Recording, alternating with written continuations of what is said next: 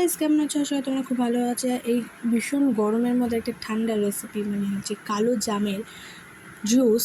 খুব ঠান্ডা, এই গরমের সময় খুব তোমাদের শরীরকে ঠান্ডা করবে, ডিহাইড্রেশন থেকে বাঁচাবে এবং তোমাদের এই গরমের মধ্যে আমাদের শরীরটা একটু তোমাদের রাহাত দেবে। তো চলো ভিডিওটা শুরু করা যাক। কালো জামের জুস। তো প্রথমে আমি কালো জামের দানাটা বার করে আমি ওর সাইডগুলো কেটে নেব।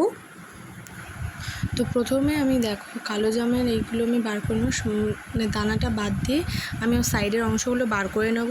তো আমার সবকটা বার করা হয়ে গেছে। আমি এখানে 7 থেকে 8খানা কালো জামের দানাটা বাদ দিয়ে আমি এটা বার করে নিয়েছি, মানে কালো জামটা বার করে নিয়েছি। তারপর একটা মিক্সার গ্রাইন্ডারে আমি কালো জামগুলো 2 চামচ চিনি, 1/2 চামচ ব্ল্যাক সল্ট, আর এখানে আমি অ্যাড করেছি এখানে ধনেপাতা অ্যাড করেছি। তোমরা এখানে মিন্ট লিভ অ্যাড করতে।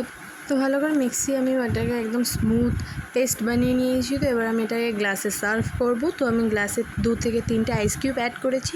তারপরে এই পেস্টটা আমি যেটা মিক্সি করেছিলাম সেখানে আমি এটা 2 চামচ গ্লাসে এটা আমি ঢেলে দেবো।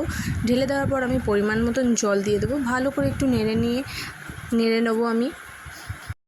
তো আমি এটা রেডি হয়ে গেছে আমার এই কালো জামের জুস। তো এটা সুপার টেস্টি।